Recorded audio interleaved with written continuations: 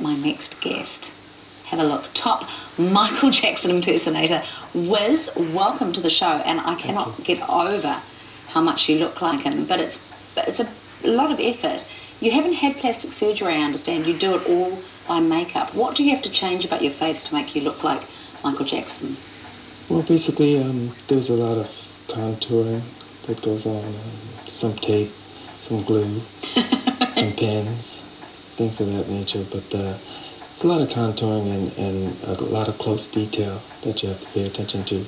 The body too, because I know you're a dancer by trade, but you know, Michael Jackson was incredibly thin.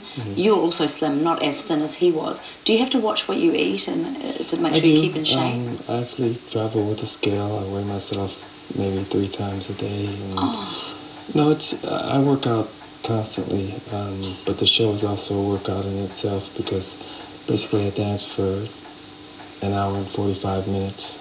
You know, it's a 2-hour show, so. You don't just dance though, because I assumed that you would lip sync the songs, but you don't. You actually sing them. But you haven't come from a singing background. How hard was it to get his voice down? Well, I've always been involved in music. I've always done my own music, but not in an aspect to want to move forward and have a career with it. I've just always loved to orchestrate music just from the creative side of it. I've produced a lot of music for other people. I've written a lot of music.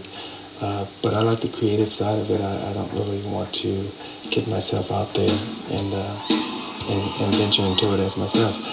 But this aspect of what I do today gives me an opportunity to experience what it would be like, you know, in that sense. You've been incredibly successful as an impersonator, and it was way before Michael Jackson's death, of course. 11 years in Las Vegas, doing how many shows a week? How did you keep it up?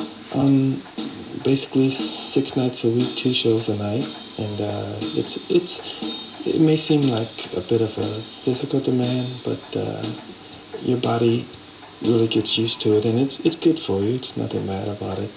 But you still have to. Outside of that, you still have to maintain your body properly with what you eat and how you go about your days. I mean, this must be the case for all performers in Las Vegas doing those kind of shows, but how on earth do you maintain a personal life without telling me what it is? How do you maintain normality in your life? Well, there's so much put into what we do and what I do on stage. There's a lot of work that goes into it. It's just like you and your job here. You know, once you leave, you know, there's another life that you have to live, which is a personal life. And there's a point where I have to separate the two in order to maintain being in character when I need to be.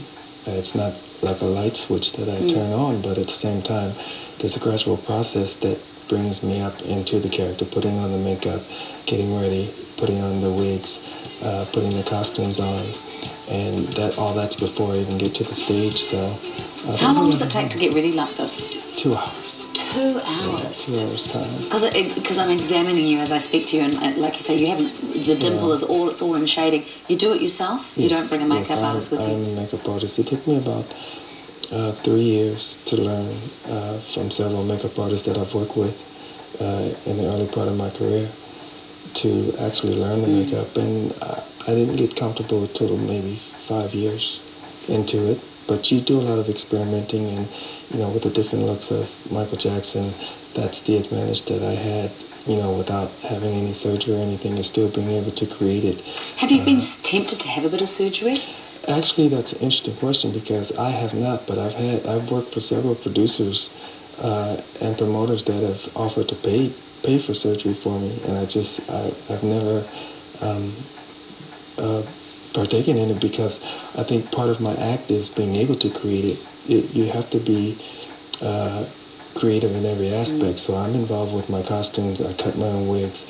I do my own makeup, and you know, I have to practice my own dancing. So there's a lot involved, but I take pride in that being part of my costume, is being able to do the makeup.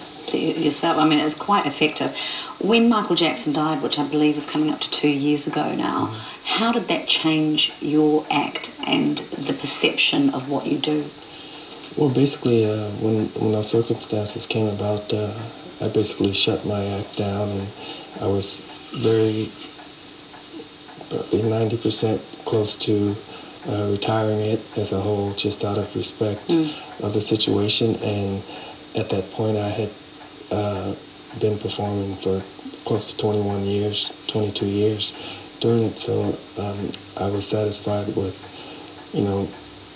being in the places that I've been and performing in front of the people that I've performed in front of. But just out of respect, I just had a hard time trying to decide what to do, because I didn't want anyone out there to think that I wanted to do it for financial gain, because I've been doing it since 1984, so I've never done it for financial gain. And a lot of people convince me that I have something that I can still give back to the fans and the public. That's right, you're keeping his memory alive. Right, and I had to look at it in that sense, that I have an opportunity to still bring smiles on people's faces and make a difference in whatever way that I could. Well, look, it's such a pleasure to have you on the show. Best of luck with the tour around the North Island. We'll make sure everything there is, of course, on our website. Great to have you on the show, Wizz. And you'll find Wizz's North Island tour dates and all the venues, of course, on our website. And speaking of stars, News of the World showbiz editor Dan Wharton regularly rubs shoulders with the Beckhams. We're crossing to him in London right after this from Robert.